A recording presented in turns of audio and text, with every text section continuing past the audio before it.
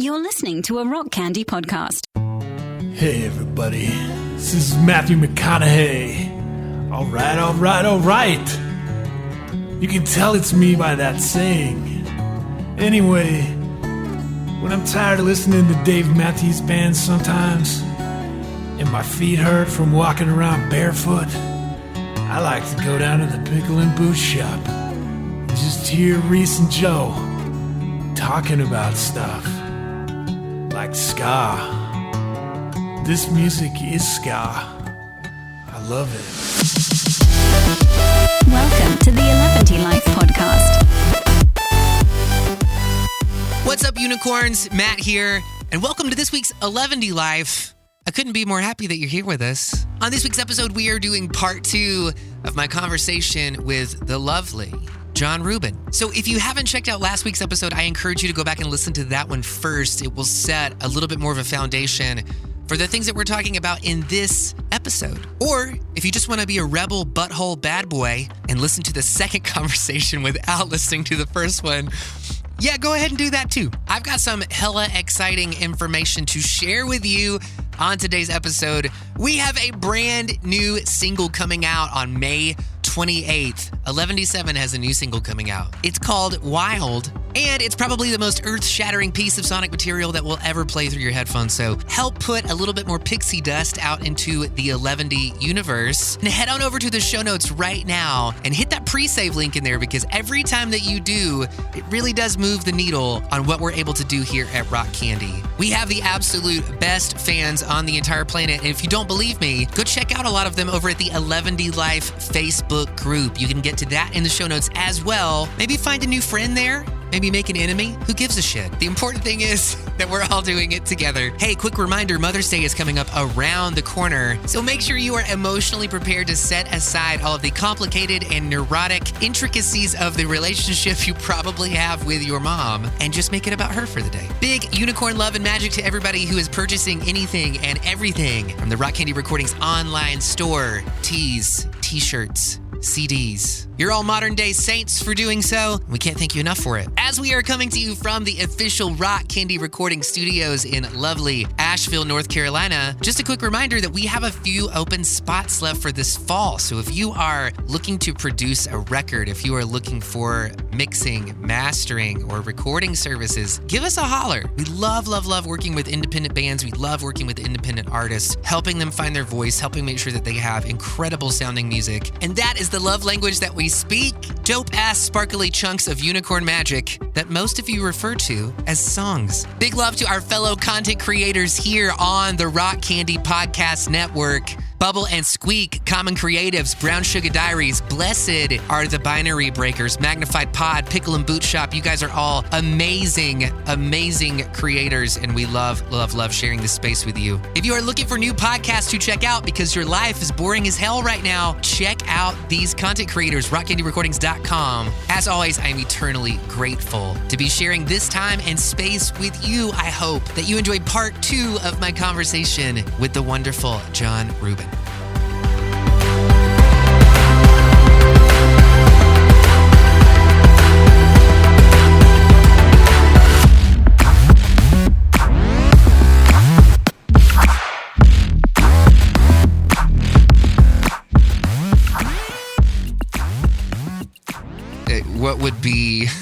What would be like the dark night of the soul for you in your career? Was there a moment that was like hands down the worst moment that you ever had, either on the road or in an office building, in a band practice, where you just felt like, you know what, maybe it all ends tomorrow? If the whole thing blows up, and it could, it very, very well might, and maybe should, like, then that just is what it is.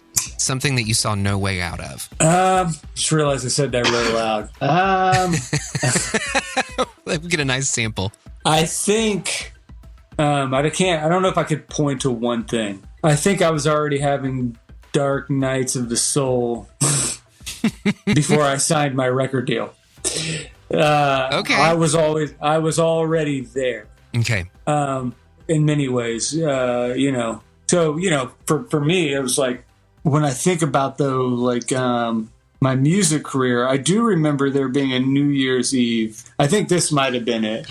I think I remember there being a New Year's Eve later in my career, and our band broke down, and I remember sitting outside and feeling like I was disassociating from the whole thing. Oh, wow. And thinking like, I just trying to like get back into my body to be present. Because I think at that point, I really started questioning if it wasn't enjoyable for me. And it wasn't like, I think let me rephrase that. Up until there was a good part of my career, I remember going into my career, I already knew what I didn't like about Christian music. Yeah. I already knew the nuttiness. I already knew the challenges. I already, there wasn't a lot of, I think you can even go back and listen to my music. I was already asking a lot of these big questions from the moment I started. Right. It was like record 1 or record 2. Yeah. By record 3, I was definitely diving into what I wouldn't call it deconstruction because it was more of challenging the establishment. I always challenged everything I was being taught. Yeah. I was like, if it didn't seem healthy to me, I wouldn't just take it on because somebody older said this is what it means to be a Christian, or this is what it means to follow God, or however they would phrase that. So I think I went into Christian music being like, there's going to be a ton I disagree with. I know that I'm going to be a bit of the odd man out, but I'm going to write music and be as sincere and take advantage of this opportunity that's in front of me and make the most out of it. And it was easier when you were younger. We talk about that when you're 21, 22. Yes. Time you start getting 28, 29, for me, I was like, I'm sitting in these youth rooms thinking to myself, what are you doing? And I didn't have the advantage of hiding behind my I didn't have the advantage of hiding behind a band. It was like John Reuben, you know what I mean? And I remember sitting there in front of a merch table with my face behind me, like, my big old face on a big banner, and just thinking like, I'm in a church, right? What are you doing? Right. Like, what is this? And then I remember, in my mind associated around that same time, I remember sitting on a merch tub, sitting in front of a bunch of CDs in a church with my face behind me, and some guy singing this worship tune. And there was something about the way he was singing it that was just grating at my ears in a way. It was like, he was just like moaning. It was like, oh, how he loves me, or whatever. Like, and the way he was doing it, and the lights were like, and I'm sitting here in merchandise picture behind me. Yes. Guy like uncomfortably singing a worship tune, being like, how is this?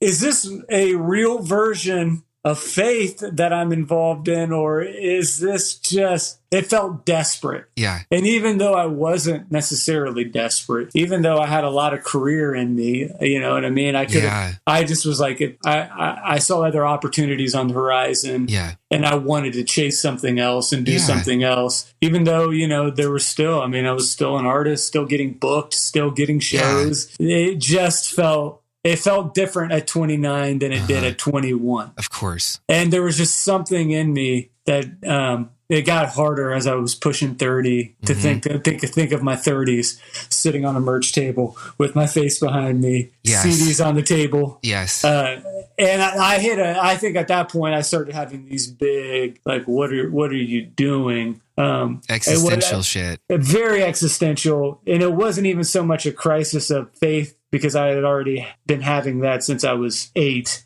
Yeah. Oh, lovely. I had that from day one. I had always had those big questions. It was more of those questions in the context of being a 30-year-old at a merch table with my face behind me. And I needed the freedom to work that out in my 30s. Yeah. And, it wasn't even like I'm no longer a believer. I'm no longer a Christian. It wasn't even that. It was like I just felt very disingenuous to try to keep up in that space. You're not as passionate about the form that your artistry is taking anymore. Like, you're changing and growing as a person. You're outgrowing the shell. And honestly, man, it was like that point, it was like, it would be much easier to be a Christian outside of Christian music. It would be so much easier for me to have a semblance of faith outside of this market, because the more and more, and again, like I say this, and there comes a compliment sandwich. Here it comes. Get ready for it. Okay.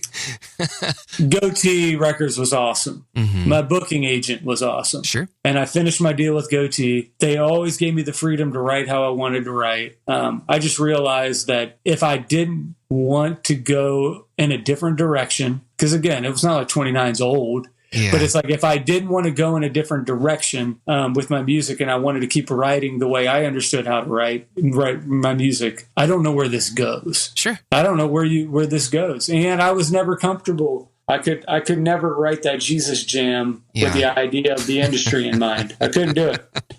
It felt too gross to me to just push out Jesus jams for the sake of like trying to. If somebody writes a sincere Jesus jam, awesome. If I had a sincere Jesus jam in me, awesome.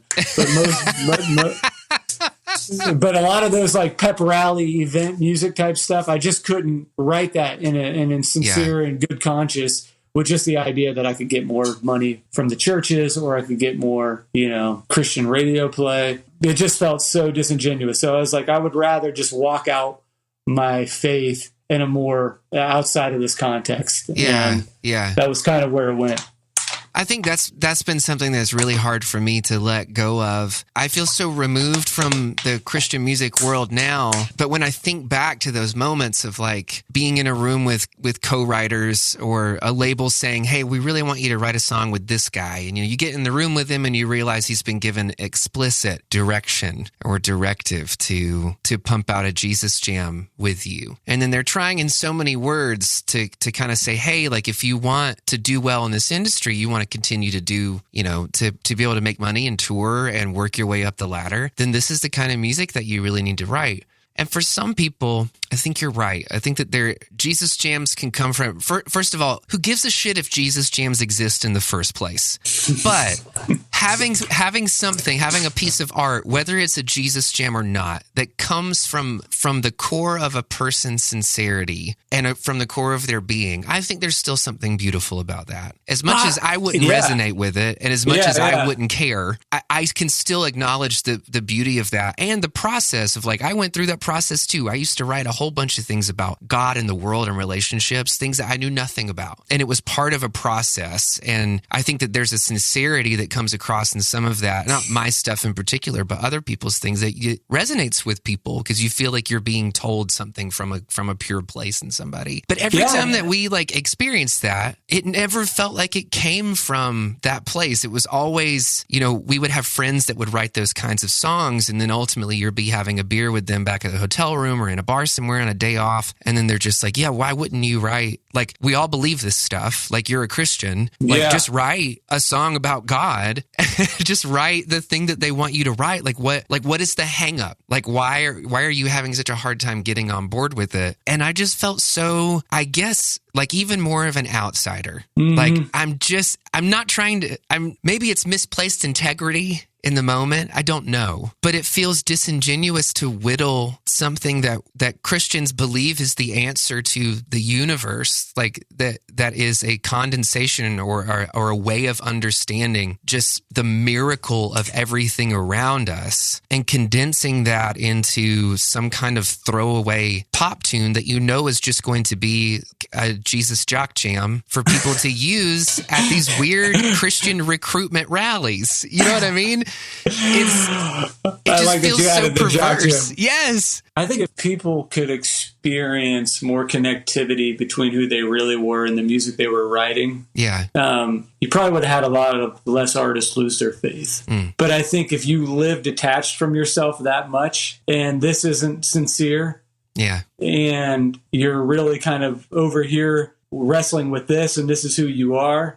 But you're constantly putting this out there. I think that's a very, very, very you wouldn't feel whole.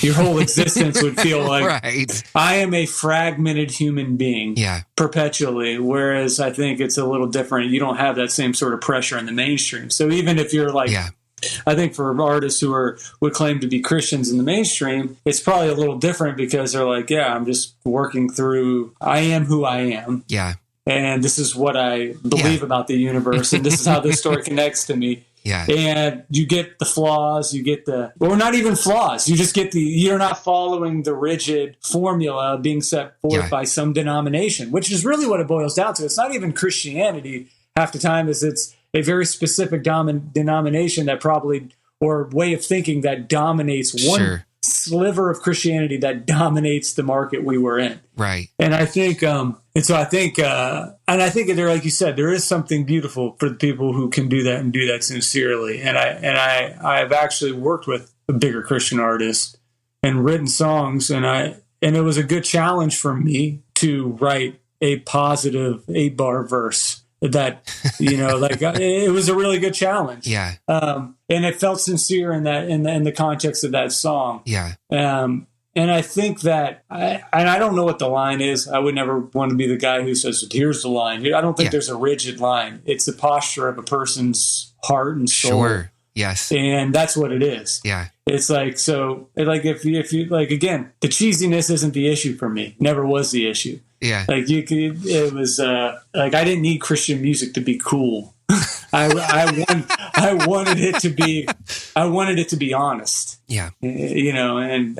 So I think that would probably be along all that. If there was ever a dark night of the soul, it was actually sitting in the night on a merch tub. Yeah. Waiting for my van to get fixed after spending the evening sitting on a merch tub.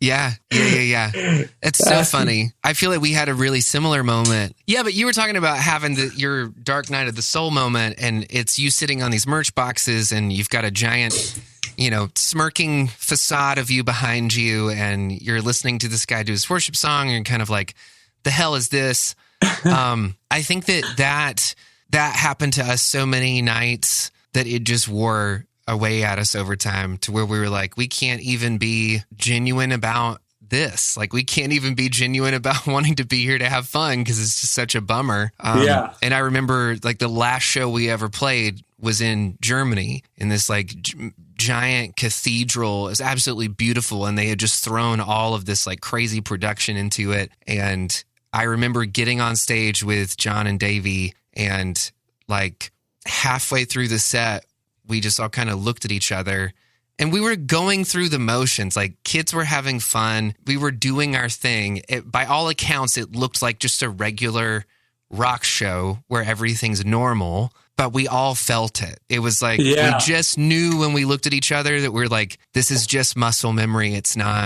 We're not here. We're actually not here. We're already back at the hotel room, and we're already back home. Like, and when we got off stage and like got back to the place that we were staying, we were just like, yeah, I think it's done. I think like, let's just call it quits. Like, cause why? Like, and that was your last show. It was, yeah. It would have been nice if you guys could have had that conversation beforehand, because then you could have had like gone out with an epic, like some sort of moment where you all kneel at the stage, you put your, like do something. Yeah, I mean, you could have really, just to say goodbye. Yeah, I mean, it was, everything about it was a fizzle, but there was like, I didn't know how to bookend things in my life. Like, and I didn't know how to leave things.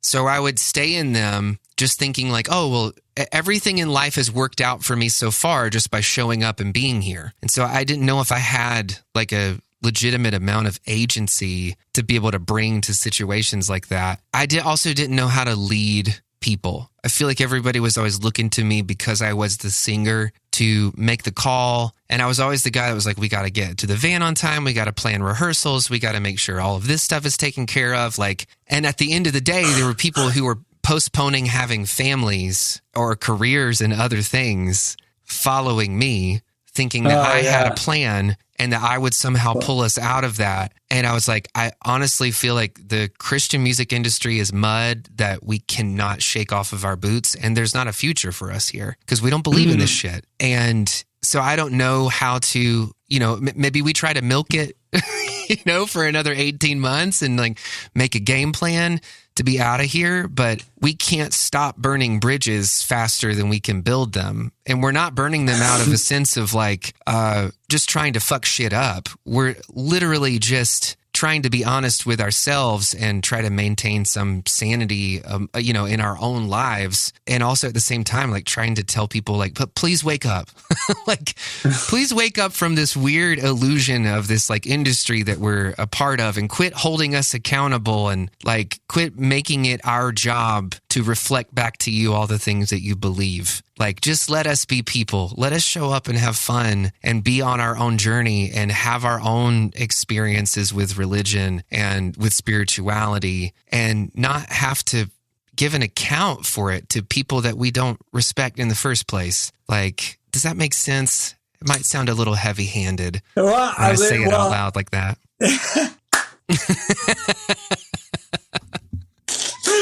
What I love is like the bright bubbly thing when you like switch and then you immediately go back. Does that sound mean? I would be really interested. Where do you think you would have been in your spiritual journey had you not signed a record deal and not toured? And it's borderline impossible, I guess, to answer that question. It is interesting. Yeah. And I think artists at your and mine level, where we did well, but we also had to do a lot. And I'm kind of speculating that's where you're at. I think there's also no buffer. It's harder to have that buffer. So like when you're there, you're really there. You know what I mean? Like I think some of the bigger artists, it's like they have a lot more buffers to the madness, the nuttiness. They have a lot more control, a lot more say, where we walk into it and we're just kind of thrown into it. And you're getting some of the craziest of the crazies who with like just the unrealistic and insane expectations, as you said, like reflect back what I believe. It's like, well, what do you actually believe? Right. Could you make it more clear? Yeah, no, but I think it's I think that makes a lot of sense. I understand where you're coming from. I think it was always, like I said, it was slightly a different experience for me in that I think I was already, from the moment I signed that deal, I already was like, all right, here we go. Right.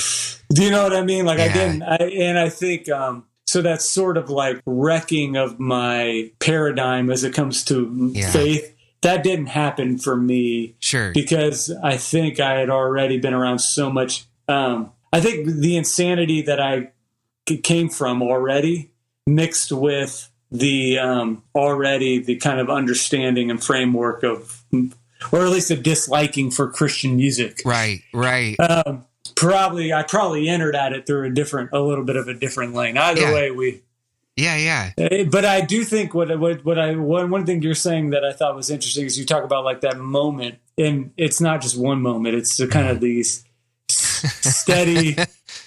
Death by a million cuts, yeah. So I don't think it was that one guy specifically singing that really.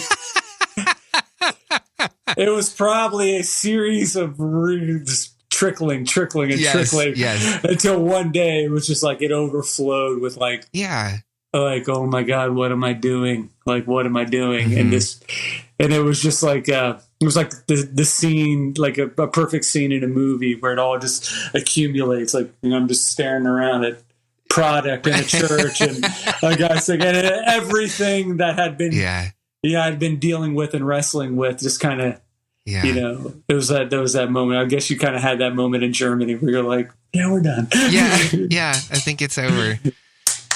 Yeah, it's so weird. I actually don't know how to answer your question because I don't even know if it does me any good to sort of speculate what would happen if I wasn't a part. The longer that I'm here, the more I feel like maybe there aren't any errors, and that that things happen, things unfold the way that they unfold. Maybe sometimes for reasons that we don't understand.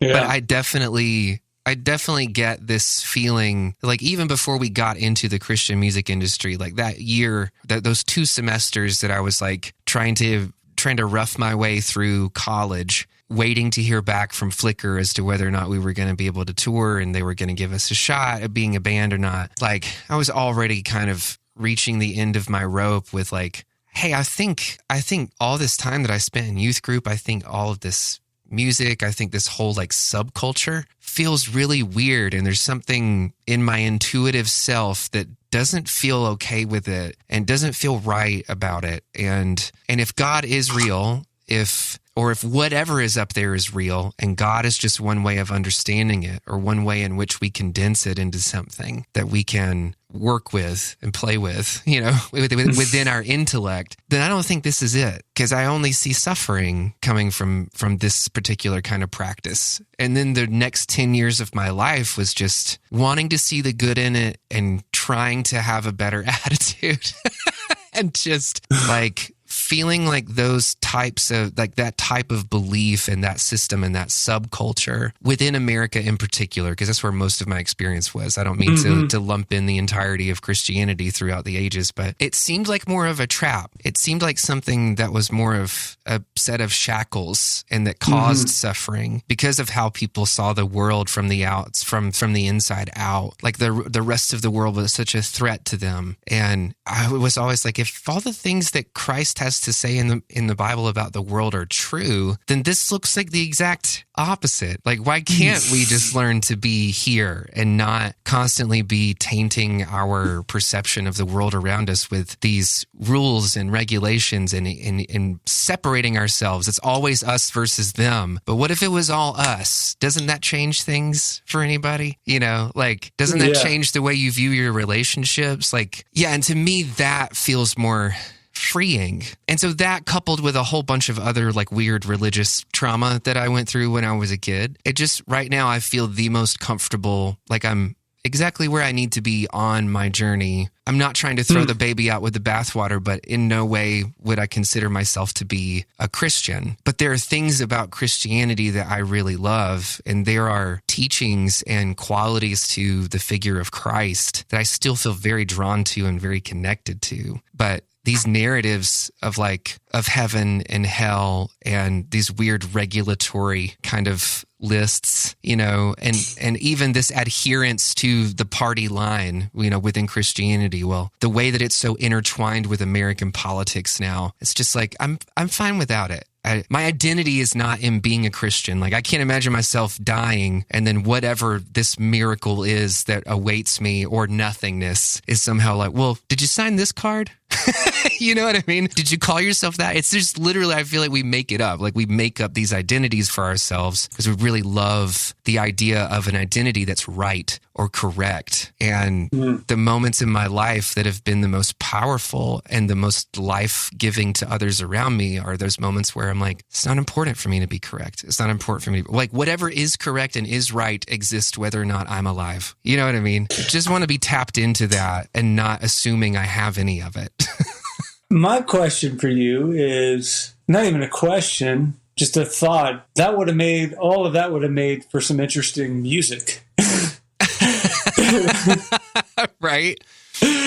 Like, I'm thinking that's a lot more involved and vulnerable than probably any 1170 song you ever wrote, I'm guessing. So the last the last record that we put out is sort of all of that. So you kind of go through that on your what album was this? It's called Basic Glitches. I wasn't knocking 1170 music when I said that. But I don't feel like that at all. Because I'm a big fan of just fun, straight up pop tunes. Yeah. Not everything has got to be these sort of. Yeah.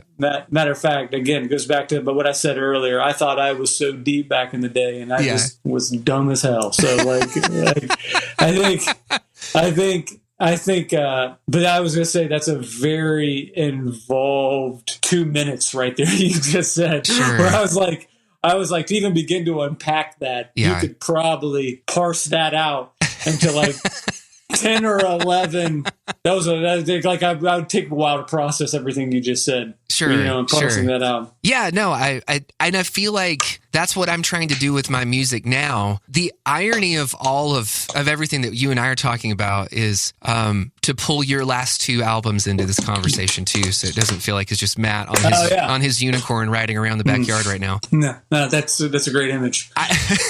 Naked. I really, this is just my own personal opinion, so I'll that's the caveat for this. But I feel like right now at the place where maybe people similar to you and I are in our lives, where we were like a part of this weird subculture, yada, yada, yada, but still really believed in the artistry of the thing and in that sort of integrity. The music that I'm making now, I feel like I'm more proud of than anything that I've ever done because I'm invested in it on every level of it's taken me years to get to this place where I can do all of this myself and that I can say something that I feel like is reflective of what I'm actually thinking or feeling or going through. It's not only been like growing as an engineer, as a producer, but growing as a person and developing an emotional vocabulary to be able to help convey what's been going on in my head for so long. And hopefully to like relieve some of that pressure for people that also feel the same way that I do and maybe can feel through the stuff that I write if their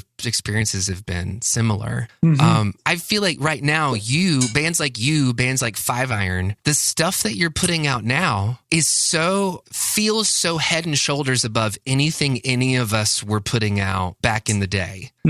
Like artistically and thematic, I just feel like the tracks feel awesome. The musicality of it, like the understanding of that craft, the lyricism, the intellectual inquiry that goes into a record that you make, I feel like I still am a big fan of. I feel like it's thought provoking and it's like it resonates with me. I wonder how you feel about that now. If you feel like you connect more with the stuff that you're writing now, or if you kind of see value in all of it, or I see value in all of it for sure. I went back. I think I told you, like, I don't like doing podcasts. And I've realized I avoided a lot of my music. And I do, since I knew we'd be talking about Christian music and our art and our career. Yeah.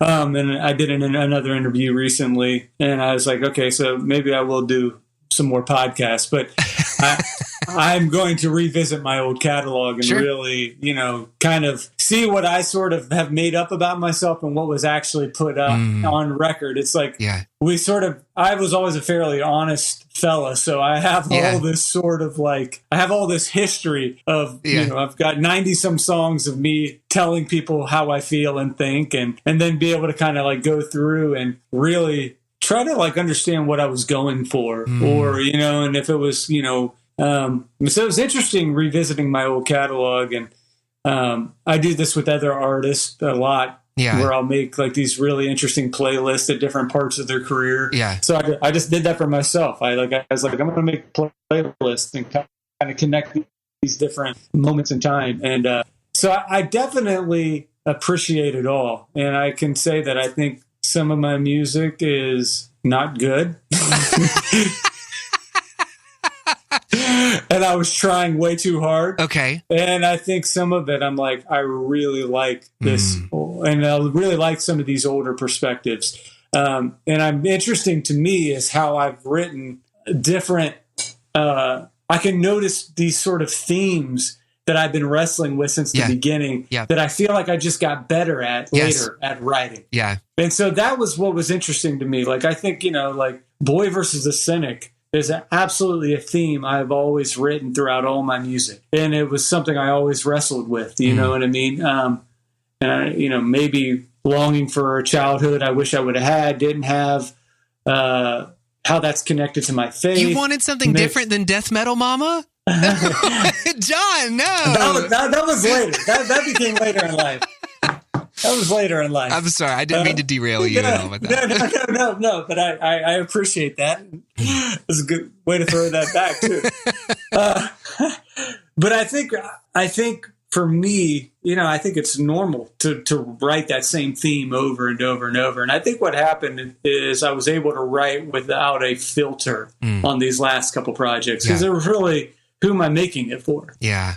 There's, I'm making it because I want to leave it, and then maybe someone will discover it 20 years from now. Sure. But that's who I'm making it for, or the small people who really care right now. Like, not small, a small group of people, not the small people. Right.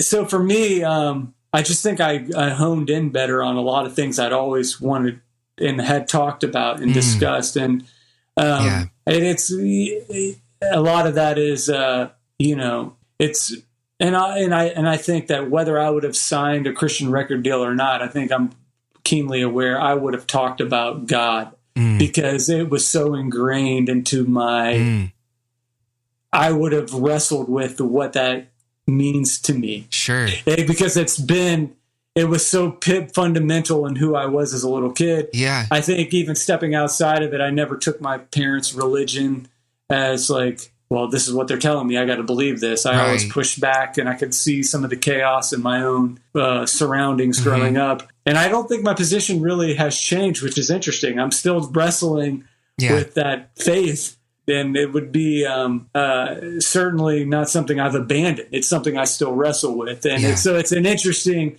that part of it is interesting. I just think I'm able to be probably more explicit in a way that might come across as more honest or more authentic. And maybe that is because I'm not writing with any sort of like, I don't have to filter it. You know what I mean? Like you kind of like, when you kind of dig into like your like really raw, a couple of the conversation your day, that really raw 3 minutes of wrestling with your history and where you find yourself in that. There's nobody you're having to filter that for because you're not worried like who's not going to book me because I just said that. Right. Exactly. So you can actually complete your thoughts. Yeah. Communicate your thoughts without it having to be this sort of. And I think I probably did that better on these two records. And I also believe that I was able. The production was just great because I worked with a guy who I've toured with for a long time, and he really honed in on his craft. And so I just I love the last 2 records I put out, and it's fun to see how they're connected to some of my older music too. Yeah. Like I'll go back and I'll listen to it. I'm like, all right, I can see the beginnings of these sort of conversations happening. And so that's been also pretty interesting to kind of go back and connect all of that. I realize I just reiterated myself multiple times. But. No, it's good. It's good. Repetition is important to pop music production, John. you know that. Then I've been looping you this whole time. Check this out. That's awesome. Well, one of the things that we talk about on the podcast that I like to ask people when we have the time, if you've got like 5 minutes left, that would be awesome. Sure. I think that people experience love and connection in different ways. And just because somebody's talking about love doesn't mean everybody's hearing the same story. And I wonder what that means to you personally. Like, what do you think love is and where do you think it comes from? Oh, and this can be head or heart answer or both, because maybe you've got a little bit of both rattling around in there. Well, this is where you. Let me think about this for. Give me 1 second. Yeah. Well, I'm still very. It's always like I don't know how words are perceived today. So I guess I won't sit here and overanalyze certain words like conviction and all that sort of stuff. Okay.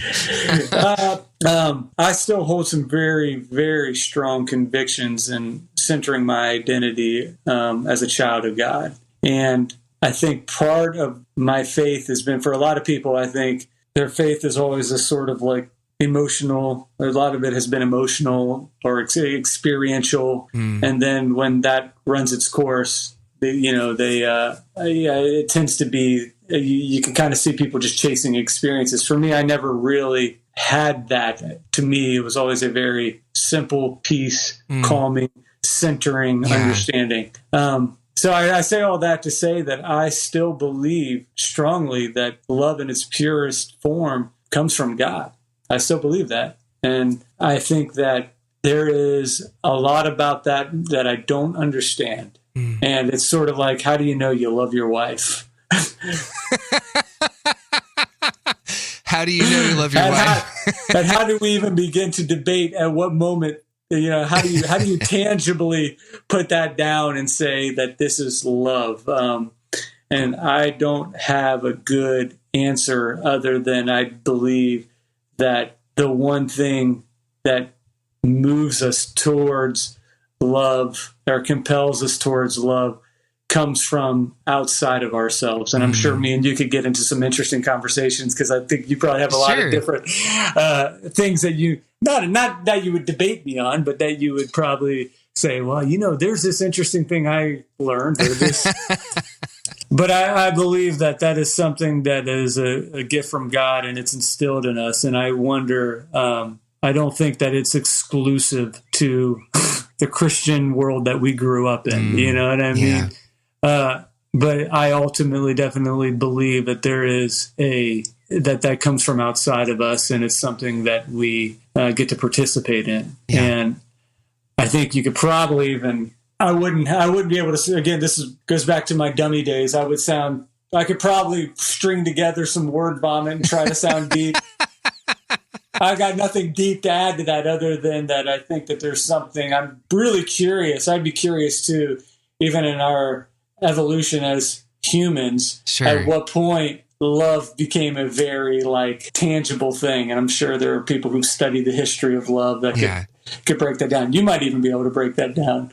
At what point that word even entered the scene, or that concept, or that ability to understand what that is, and how we would even know that, or even begin to that would be a fun thing to know. I wonder when, not to keep poking and prodding at you, but just out of a genuine curiosity and interest, when's the last time that you remember feeling love?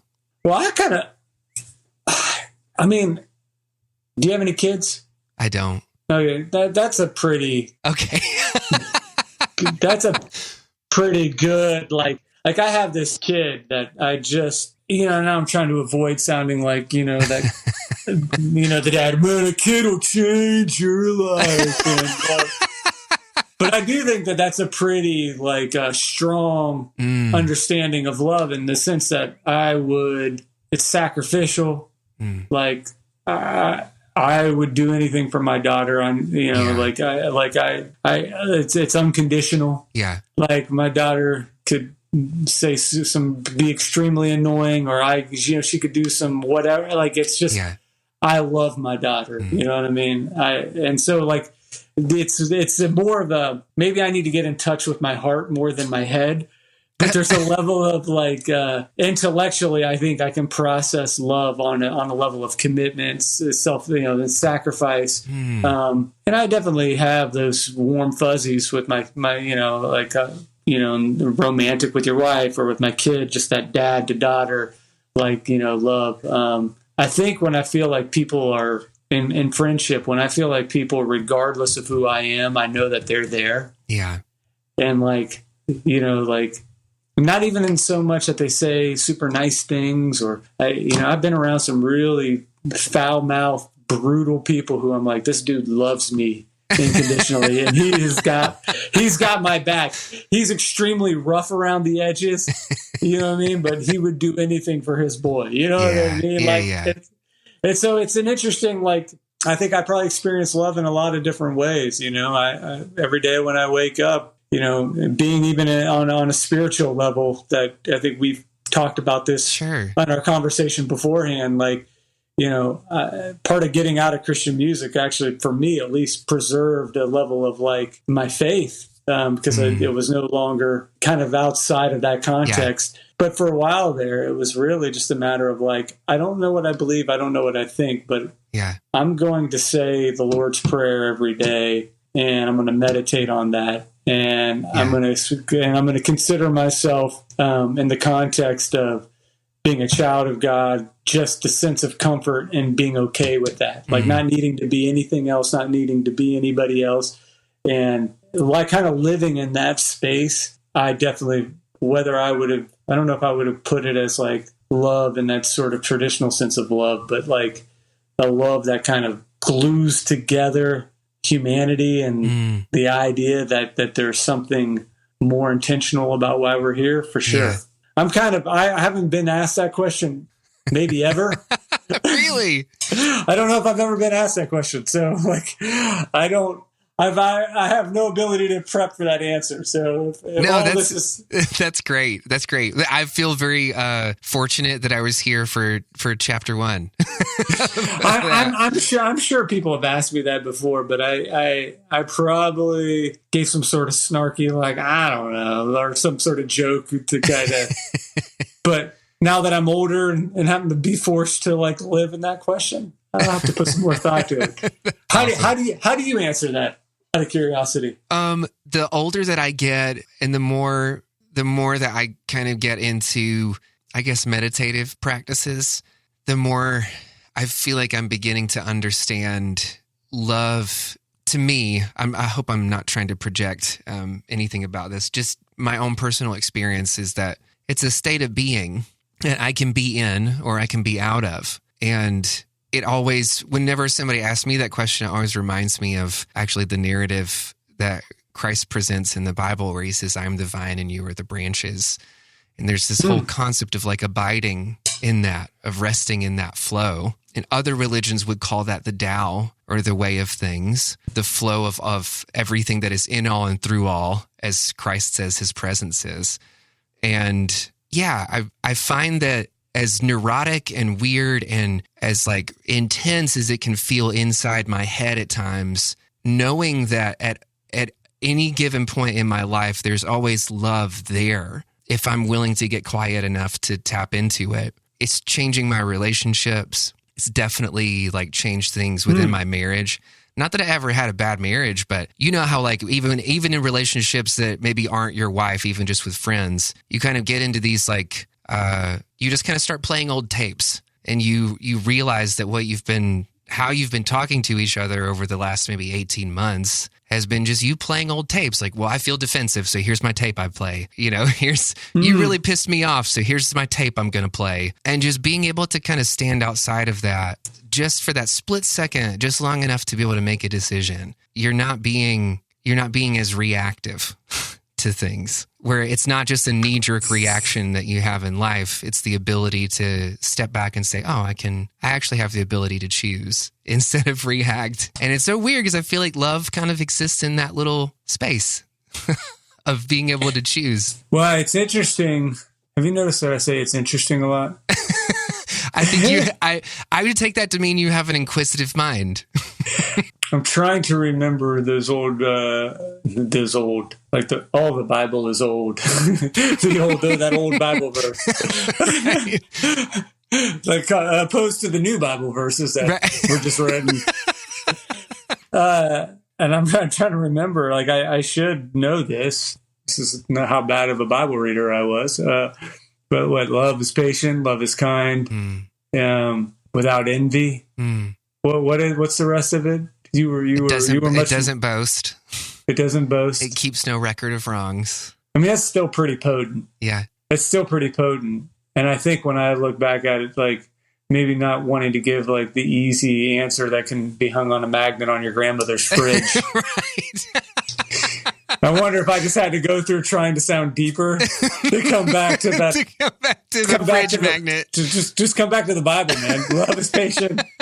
Love is kind. Your grandma had it hanging up. Maybe she wasn't wrong about that, you know? Like, because I think there is a lot to that. When I think about the people in my life who I'd say that I feel that sense of love and connection, it's like, it's patient, it's kind, it's not envious, you know, like, how much lack of love did other bands potentially have with each other because it was all jealousy, envy, competitiveness.